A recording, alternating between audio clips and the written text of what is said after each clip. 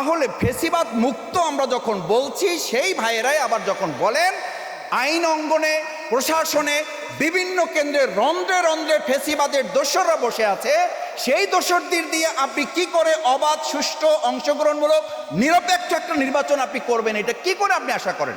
যেই শিক্ষা প্রতিষ্ঠানগুলোতে এখনো ফ্যাসিস্টদেরকে, দোসরদেরকে সরিয়ে কমিটিগুলো পুনর্গঠন করা সম্ভব হয় নাই, সেই শিক্ষকদেরকে বাদ দিয়ে আপনি কি করে একটা সুষ্ঠু নির্বাচন করবেন? এই শিক্ষকরাই তো প্রিজাইডিং অফিসার বা বিজ্ঞ কেন্দ্রে তারা দায়িত্ব পালন করবে। আমি কথা বাড়াতে চাই না, প্রধান বক্তা গুরুত্বপূর্ণ বক্তব্য রেখেছেন, প্রধান অতিথি কথা বলবেন। আমি শেষ একটা কথা বলে আমার বক্তব্যের ইতি টানতে চাই। সম্মানিত সুধীমণ্ডলী, শিক্ষকবৃন্দ, সাংবাদিক ভাইয়েরা, আদর্শ শিক্ষক ফেডারেশনের মূল লক্ষ্য হচ্ছে, আমরা আমাদের মাননীয় শিক্ষা উপদেষ্টা মহোদয়ের সাথে কেন্দ্রীয় সভাপতি, আজকের প্রধান অতিথি অধ্যাপক মুজিবুর রহমান সাহেবের নেতৃত্বে আমরা একটা টিম গিয়ে দেখা করে তাকে বলেছি, আমাদের কথাগুলো তাকে জানিয়েছি। সেই কথাগুলোর মধ্যে একটা উল্লেখযোগ্য কথা ছিল, আমাদের সম্মানিত শিক্ষকবৃন্দ যারা বিভিন্নভাবে এখনো নিগৃহীত, শিক্ষকদেরকে রাস্তায় বসিয়ে রেখে আমরা চেয়ারে বসিয়ে থাকি, এটা একটা জাতির উন্নতির কোনো চিত্র হতে পারে না। শিক্ষকদেরকে দিনের পর দিন রাস্তায় ঘুরিয়ে আমরা এসির মধ্যে বসে সিদ্ধান্ত গ্রহণ করে দেশ চালাবো, এটার জন্য আমাদের ভাইয়েরা, বোনেরা, আমাদের শিক্ষকেরা এই প্রেস ক্লাবের সামনে যারা এসির মধ্যে বসে এখন দেশ চালান, আমি শফিকুল ইসলাম মাসুদ সাক্ষী দিচ্ছি, এই প্রেস ক্লাবের সামনে আমি লুঙ্গি পরা শিক্ষকদেরকে দেখেছি, যারা ঘর থেকে প্যান্ট পরে আসার সময় নেন নাই, তার আগে তার ছাত্রদেরকে বাঁচাবার জন্য ফ্যাসিবাদের গুলির সামনে দাঁড়িয়েছেন। সেই শিক্ষকদের দাবি না মানলে বাংলাদেশকে সামনের দিকে সুষ্ঠুভাবে পরিচালনা করা যাবে, এটা কেউ বিশ্বাস করে না। আসুন সেই শিক্ষকদের দাবি আদায়ে আমরা বর্তমান অন্তর্বর্তীকালীন সরকারকে অনুরোধ করব, আহ্বান করব। এরপরে যদি না হয় তাহলে তাদের আন্দোলনের সাথে আমরা একাত্মতা ঘোষণা করে রাজপথে নামা ছাড়া তো আমাদের আর কোনো পথ থাকবে না। তার আগে শিক্ষকদের যে ন্যূনতম দাবিগুলো আছে সেই দাবিগুলো মেনে নেওয়ার জন্য উদাত্ত আহ্বান জানিয়ে আমার কথা শেষ করছি। আসসালামু আলাইকুম রহমতুল্লাহ। সেটা তো আমার সীমাবদ্ধতা,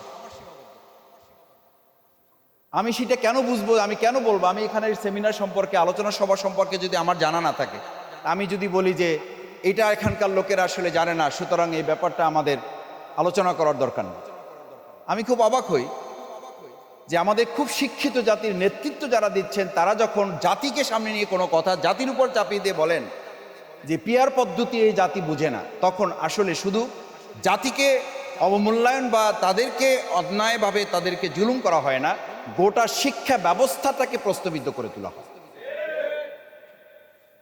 দ্বিতীয় কথা হচ্ছে, আমি এই প্রসঙ্গগুলো এই জন্য বলছি, দেখেন আমরা স্থানীয় সরকার নির্বাচনের কথা বলি, কেউ কেউ মনে করেন যে এই স্থানীয় সরকার নির্বাচন বলার মধ্য দিয়ে আমরা নাকি নির্বাচনকে প্রলম্বিত করার একটা ষড়যন্ত্র কেউ কেউ এর মধ্যে দেখেন বা গন্ধ এর মধ্যে খোঁজেন। এই স্থানীয় সরকার নির্বাচন না চেয়ে আপনি যে আবার আমাদের সমস্ত নাগরিক সুবিধাগুলো বন্ধ করে রাখার এক বোকার স্বর্গে বাস করছেন, এ কারণে গোটা জনগণের একটা বড় অংশ বলছে প্রলম্বিত করার পরিবর্তে কেউ টেনে হিস্ট্রে নির্বাচনকে ত্বরান্বিত করার ষড়যন্ত্র করছে। আপনি এখন, আমি প্রায় বলি, এই এখানে বাদ দেন, যদি এখানে মনে করেন এখানে মোটিভেটেড কিছু লোক আছে, এখানে ইন্টেনশনেড কিছু লোক আছে, চলেন রাস্তায় বের হন, এটার জন্য কোনো বড় গবেষণার দরকার, এটার জন্য গণভোটও লাগবে না। আপনি প্রেস ক্লাবের সামনে একটা জায়গা কোয়ারি করেন, আটকে দেন, 100 জন লোককে ধরেন, তাদেরকে জিজ্ঞেস করেন যে ভাই এখন কি নির্বাচন, বিচার, সংস্কার কোনটা দরকার? আপনি 100 জন লোকের মধ্যে থেকে যেইটা আপনার পছন্দ হয়, আপনি খুব সিম্পলি দল মতের ঊর্ধ্বে উঠে ওই 100 জন লোককে জিজ্ঞেস করেন। ওই 100 জন লোকের অন্তত 70 জন লোক যদি এটা না বলে যে আমাদের এখন দরকার নির্বাচনের চেয়ে বিচার এবং সংস্কার, এটা যদি না বলে, তাহলে আমাদের কথা আমরা শুধু প্রত্যাহার করব না, যা শাস্তি দেবে এই জাতি আমরা তা মাথা পেতে না। কারণ কি? এটার জন্য কারণ তো আছে ভাই, এটার জন্য তো কারণ আছে। সেই কারণগুলো হচ্ছে আমাদের এই শিক্ষিত জাতি, শিক্ষিত অঞ্চল, শিক্ষিত গোষ্ঠী, তারাই আমরা বক্তৃতা করছি, আমার কথা না শুনলে টিউনও থাকতে পারবেন না, আমার কথা না শুনলে ওসি থাকতে পারবেন না, এলাকা ছাড়তে হবে, আমার কথা না শুনলে আপনি ডিসিগিরি করতে পারবেন না, আমার কথা না শুনলে, আমার লোককে না ছাড়লে থানা ভাঙচুর করে ফেলবে, আপনারা কিছুই করতে পারবেন না, কিছু করা যাচ্ছে না। আমরা থানা রক্ষা করতে পারি না, সেই লোকরা হাজার হাজার কেন্দ্র আমরা রক্ষা করতে পারবো, এটা শফিকুল ইসলাম মাসুদ আমাকে কেন বিশ্বাস করতে হবে? আমি আমার এলাকার কথা মাঝে মধ্যে বলি, এলাকার কথা তো একটা টোকেন এলাকা, এটা সেই এলাকা তো এখন এই গতকালকেও তো আপনাদের মিডিয়াতে আমি দেখলাম, আমি আমার খোঁজ নিয়েছি, আমার ভাইদেরকে আমি বলেছি, তাকে একটা দল করার প্রস্তাব দেওয়া হয়েছে, সেই দলের প্রস্তাবে সে রাজি না হওয়ায় তার উপর হামলা করা হয়েছে, তাকে মারধর করা হয়েছে, শারীরিকভাবে নির্যাতন করে তাকে হসপিটালে ভর্তি করা হয়েছে। কেন সে ওই দল করবে না? ছাত্র শিক্ষক জনতার জুলাই অভ্যুত্থানে যে অবদান, সেই অবদানকে স্মরণ করার জন্য এবং তাদের ত্যাগ এবং কুরবানির বিনিময়ে বাংলাদেশকে একটি সুন্দর দেশে পরিণত করার জন্য আজকের এই আলোচনা সভা। এই আলোচনা সভার সম্মানিত সভাপতি, বিশিষ্ট শিক্ষাবিদ, সাবেক ভাইস চ্যান্সেলর জনাব ডক্টর কুরবান আলী,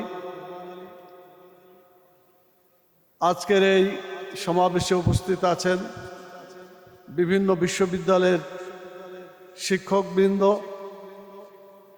এবং একেবারে কেজি স্কুল থেকে শুরু করে বিশ্ববিদ্যালয় পর্যন্ত, ইবতেদায়ী মাদ্রাসা থেকে শুরু করে কামেল মাদ্রাসা পর্যন্ত সকল স্তরের শ্রদ্ধেয় শিক্ষক মণ্ডলী, সম্মানিত সাংবাদিক বন্ধুগণ, আমার একান্ত প্রিয় ভাইয়েরা, আসসালামু আলাইকুম ওয়া রাহমাতুল্লাহি ওয়া বারাকাতুহু। ইতিপূর্বে আমাদের বিভিন্ন বক্তারা বক্তব্য রেখেছেন, আমার মনে হয় কথা সবগুলো এসে গেছে, এটাকে আমি ধারণ করে আমার বক্তব্য সংক্ষেপ করতে চাই। আজান হয়ে গেছে, আমরা জামাতে নামাজ পড়ার জন্য সবাই উদ্গ্রীব, এটাকে ব্যাহত হতে দেওয়া যায় না, সেই জন্য আমি খুব সংক্ষেপে বলতে চাই। প্রিয় ভাইরা, আজকে আমরা এখানে দাঁড়িয়ে কথা বলছি, এই কথাটা এজন্যই বলছি যে একটা জাতির শিক্ষা ব্যবস্থা যদি ভালো হয় তাহলে ভালো লোক সেখানে তৈরি হয়, শিক্ষা ব্যবস্থা যদি ভালো না হয় তাহলে সেখানে ভালো লোক তৈরি হয় না। বিগত ফ্যাসিবাদ সরকারের মধ্যে যারা ছিল তারাও কিন্তু লেখাপড়া শিখেছে, লেখাপড়া শিক্ষা করে কি করেছে? আপনারা জানেন যে একটা পিওনের বেতন এক মাসে কত ছিল? 400 কোটি টাকা। চিন্তা করেছেন? এই টাকা তো জনগণের। এই পিওনটাকে সেখানে কর্মরত রেখে যার অফিসে সেই পিওন চাকরি করেছে তাকে এই অপরাধ করার সুযোগ দিয়েছে। পিওনের অপরাধ নয়, যে তাকে অপরাধ করার সুযোগ দিয়েছে সেই সবচেয়ে বড় ক্রিমিনাল। সেজন্য বাংলাদেশে এখন যে পর্যায়টা চলা উচিত ছিল সেটা হলো অপরাধীদের বিচার 1 নম্বরে হওয়া দরকার ছিল, সেই বিচার এখনো দৃশ্যমান হয় নাই। বিচার শুরু হয়েছে বলছেন, আমি বলি শুধু বিচার শুরু হলে চলবে না, নির্বাচনের আগে বড় বড় ক্রিমিনাল যারা এই দেশের টাকাকে বিদেশে পাচার করেছে, যারা মানুষকে হত্যা করেছে, খুন করেছে, গুম করেছে, গোটা জাতির সাথে বিশ্বাসঘাতকতা করে বাংলাদেশের স্বাধীনতা প্রতিবেশীর হাতে তুলে দিয়েছে, তাদের আগে বিচার করা দরকার ছিল। কিন্তু অনেকে আছে এই বিচারের দিকে খেয়াল নাই, তারা চায় যে যেমন তেমন করে নির্বাচন হয়ে তারা ক্ষমতায় যেতে পারলেই হয়। আমরা একজন ফ্যাসিস্ট সরকারকে বিদায় করেছি, নির্বাচনের মাধ্যমে অন্যায়ভাবে আর একটা ফ্যাসিস্ট সরকার বাংলাদেশে আসুক, জনগণ এটা হতে দেবে না। আমরা নির্বাচন ব্যবস্থাকে সুন্দর করার জন্য বলেছিলাম যে আগে সংস্কার হোক, আগে বিচার হোক। আমরা বলেছি পিআর পদ্ধতিতে নির্বাচন করার জন্য। আমরা বলেছি প্রবাসী লোকদের যারা আছে, রেমিটেন্স যোদ্ধা যারা বাংলাদেশে কোটি কোটি ডলার আমাদের দেশে দিয়ে আসছে, সেই রেমিটেন্স যোদ্ধাদের এখনো তাদেরকে ভোটার করা হয় নাই। আমরা বলছি তাদের ভোটার করতে হবে। সেই প্রক্রিয়া করার জন্য যে সময়টুকু লাগে তার দিতে হবে। নির্বাচন রমজানের আগে হোক, কোনো আপত্তি নাই, কিন্তু অবশ্যই জনগণ যে দাবি করেছে এই দাবি পূরণের পরেই নির্বাচন হতে হবে, অন্যথায় বাংলাদেশের নির্বাচন সুষ্ঠু হতে পারে না। আজকে ওয়ার্ডে যান, ইউনিয়নে যান, উপজেলায় যান, বিভিন্ন জেলা পর্যায়ে যান, সেখানে কিন্তু নির্বাচিত প্রতিনিধি নাই। আপনারা জানেন নির্বাচিত প্রতিনিধি সেখানে নাই। আজকে মাস্তান, বিভিন্ন ধরনের চাঁদাবাজ আজকে তারা সেখানে জায়গা করে নিচ্ছে এবং তারা আজকে গোটা দেশের যে অবস্থা করেছে, দু একটা ঘটনায় আপনারা জানেন। এখন চাঁদা না দিলে তাকে মেরে ফেলা হয়।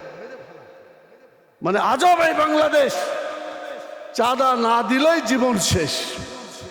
কিন্তু আমাদের এমন একটা দেশ হওয়া দরকার, এমন একটা সংবিধান দেশে প্রণয়ন করা দরকার যেখানে সেই দেশ হবে যে এখন যেমন বলা হচ্ছে এমন একটি দেশ, চাঁদা না দিলে জীবন শেষ। তখন এমন অবস্থা হতে হবে যে এই দেশ চাঁদা চাইলেই তার জীবন শেষ। এইরকম পরিস্থিতি যদি হয় তাহলে সৎ নেতৃত্ব গড়ে উঠবে ইনশাআল্লাহ। আমরা বেশি লম্বা করতে চাচ্ছি না সম্মানিত ভাইরা। আমাদের আজকে মূল বক্তব্য হচ্ছে তিনটে। এক নম্বর হচ্ছে ছাত্র এবং শিক্ষকদের যে অবদান ছিল, সেই অবদান স্থায়ীভাবে স্বীকৃতি দেওয়ার জন্য যে জুলাই ঘোষণা হয়েছে সেখানে কিন্তু শিক্ষক ছাত্রের অবদানের কথা উল্লেখ নাই, এটা অন্তর্ভুক্ত করতে হবে। দুই নম্বর আমাদের দাবি যেটা, সেটা হচ্ছে যে এদেশের শিক্ষা ব্যবস্থাকে সত্যিকারভাবে এমনভাবে গড়ে তুলতে হবে যাতে চরিত্র তৈরি হয়, কোনো চাঁদাবাজ তৈরি না হয়, খুনি ডাকাত যাতে তৈরি না হয়, এমন শিক্ষা ব্যবস্থা বাংলাদেশে চালু করতে হবে। সর্বশেষ কথা বলে আমি শেষ করতে চাই, কারণ 5টায় জামাত, সেজন্য আমি কথাকে একেবারে শেষ করছি। আগামী নির্বাচনটা যখন হতে যাচ্ছে, আজকে আপনারা যারা এখানে উপস্থিত আছেন আপনারা সাক্ষী, আমাদের সেক্রেটারি জেনারেল বলে গেছেন, সেটা হলো জুলাই ঘোষণা হয়েছে। এই জুলাই ঘোষণার মধ্যে এটা একটা অসম্পূর্ণতা আছে, যেগুলা বাদ চলে গেছে সেগুলোকে অন্তর্ভুক্ত করতে হবে। যদি অন্তর্ভুক্ত হয় তাহলে জুলাই বিপ্লবের, জুলাই অভ্যুত্থানের যে চেতনা, সেই চেতনা আমরা জাতির কাছে উপস্থাপন করতে পারবো ইনশাআল্লাহ। তো আপনাদের কাছে আমি ধন্যবাদ জানাই। আজকে আদর্শ শিক্ষক ফেডারেশন আমাদের কাছে সুন্দরভাবে একটা আয়োজনের ব্যবস্থা করেছে, তাদেরকে ধন্যবাদ জানাই এবং সম্মানিত সাংবাদিক বন্ধুগণকে ধন্যবাদ জানাই। তাদের মাধ্যমে আমাদের এই কথাগুলো সত্যিকারভাবে সকল মানুষের কাছে যাবে, আন্তর্জাতিক বিশ্বে যাবে। আমি শেষ কথা বলতে চাই, বাংলাদেশে অধিকাংশ মানুষ যাদের ঈমান আকীদা বিশ্বাস করে দুনিয়া এবং আখিরাত কল্যাণের জন্য, আমাদের শিক্ষা ব্যবস্থা আখিরাতের কোনো চিন্তা চেতনা নাই। আখিরাতের চিন্তাবিহীন যে শিক্ষা ব্যবস্থা, এই শিক্ষা ব্যবস্থায় বাতিল করে এমন একটা শিক্ষা ব্যবস্থা গড়ে তুলতে হবে, দুনিয়াতেও কল্যাণ হবে, আখিরাতেও কল্যাণ হবে, দুনিয়াতেও শান্তি পাবে, মরার পরে আমরা আখিরাতে শান্তি পাবো, জান্নাতে যেতে পারবো, এমন শিক্ষা ব্যবস্থা গড়ে তোলার আহ্বান জানিয়ে আপনারা সকলকে ধন্যবাদ জানিয়ে আমার কথা এখানেই শেষ করছি। আসসালামু আলাইকুম ওয়া রাহমাতুল্লাহ।